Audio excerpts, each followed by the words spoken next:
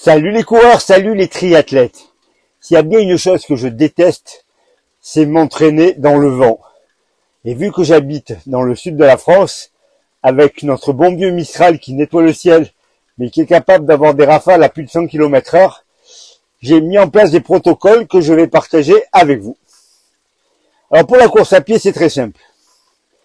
Quand je vois qu'il y a énormément de vent et que j'ai autre chose que le footing à faire, et que j'ai pas du tout envie de me retrouver avec des allures que je ne peux absolument pas tenir parce que je vais prendre le vent dans la figure, je fais une chose qui est très facile à mettre en place.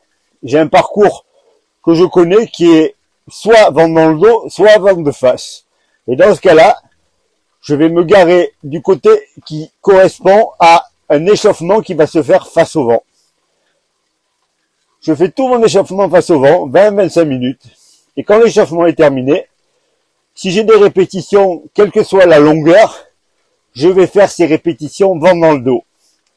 Avec la sensation d'être en forme, parce que le vent va me pousser.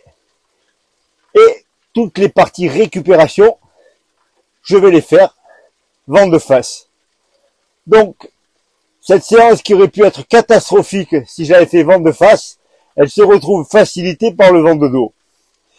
On peut tout à fait envisager l'idée d'aller un tout petit peu plus vite que ce qui était prévu si on a le vent dans le dos. Mais la sensation est fort agréable. On se sent en forme et mentalement c'est beaucoup plus facile. Si vous faites l'inverse, vous serez incapable de tenir les allures face au vent. Et vous aurez l'impression d'avoir loupé complètement votre séance, alors que ce n'est peut-être pas le cas. Il y a une autre solution, mais là malheureusement peu d'entre vous peuvent l'appliquer, c'est utiliser un capteur de puissance. Moi, j'ai le capteur Stride qui vous donne des watts, un peu comme en vélo. Et la dernière version du capteur Stride est capable de détecter le vent et donc d'en tenir compte. Moi, ça m'a sauvé, notamment sur le marathon de Valence 2021. Il y a une très longue ligne droite à un moment donné, environ 2 km en faux plat montant. Et mon allure, elle tombait. J'étais loin des 3,53 que je visais. Et j'étais au-delà des 4 minutes au kilo. Et mentalement, c'était vers le 30e kilomètre, j'étais un peu blessé. J'étais à 2 doigts de lâcher l'affaire. Et puis j'ai regardé mon capteur de puissance. Et je me suis rendu compte que j'étais exactement à la puissance qui correspondait à mon allure marathon. Et donc j'ai su que c'était le vent qui faisait que j'avais l'impression que j'allais moins vite et qu'en fait ce n'était pas le cas. Dans le capteur de puissance, qui à mon avis sera une révolution dans les années futures et disponible sur toutes les montres directement, va changer la donne. Mais en attendant, quand vous faites une séance, du fractionné, de l'allure marathon, du seuil, faites-la vent dans le dos et récupération vent de face. Quitte à prendre la voiture, à vous déplacer un petit peu pour partir du bon endroit, mais ça vous évitera de louper votre séance et d'avoir l'impression mentalement que vous n'y êtes pas du tout. Les cyclistes, là, pareil, même chose si vous avez des séances à faire, si vous avez des rafales de vent, c'est très compliqué.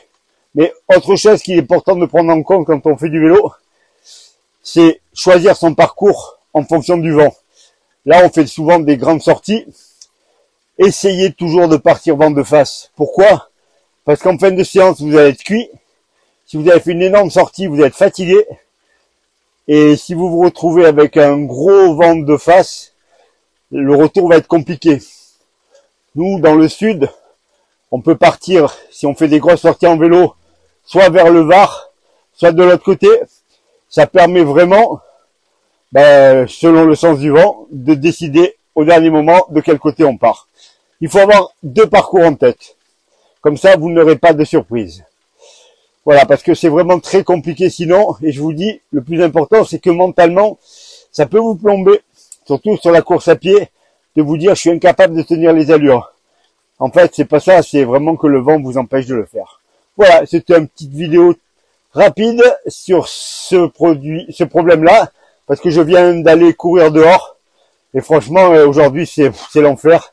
Donc, j'ai arrêté ma séance, je fais un petit peu d'échauffement sur le vélo, là, puis je me mets sur le tapis pour faire ce que j'avais prévu. Je vous dis à bientôt à tous, entraînez-vous bien, et bonne fin de journée à tous.